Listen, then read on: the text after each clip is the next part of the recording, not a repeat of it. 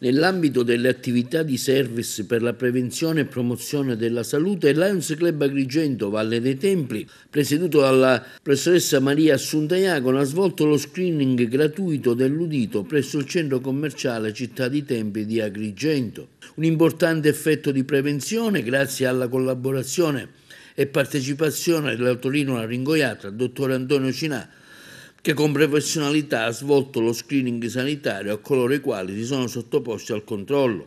Tante le persone che si sono visitate sotto il test ed effettuato il riscontro di un deficit uditivo. In tal modo i soci Lions del Club Agrigento Valle dei Templi, grazie alla collaborazione anche con il centro commerciale, hanno contribuito a promuovere il benessere della salute di tanti cittadini.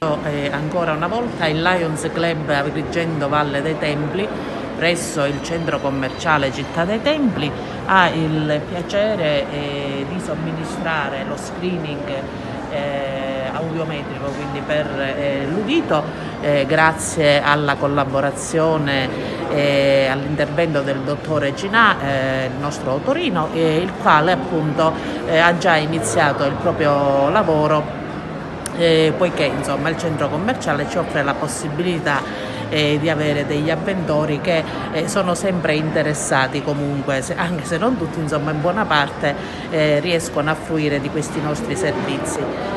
Sicuramente un'altra occasione per poter servire la nostra comunità. Allora, oggi siamo qua al centro commerciale Valle dei Templi al servizio della popolazione. I nostri service che abitualmente noi organizziamo nel territorio sono volti principalmente alla prevenzione di quelle che sono le patologie più comuni della popolazione.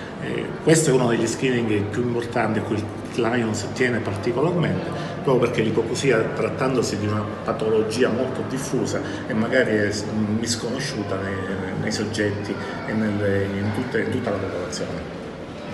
Ritengo che, data questa importanza, ovviamente noi ci aspettiamo che ci sia una grande collaborazione e partecipazione da parte degli utenti di questo centro commerciale.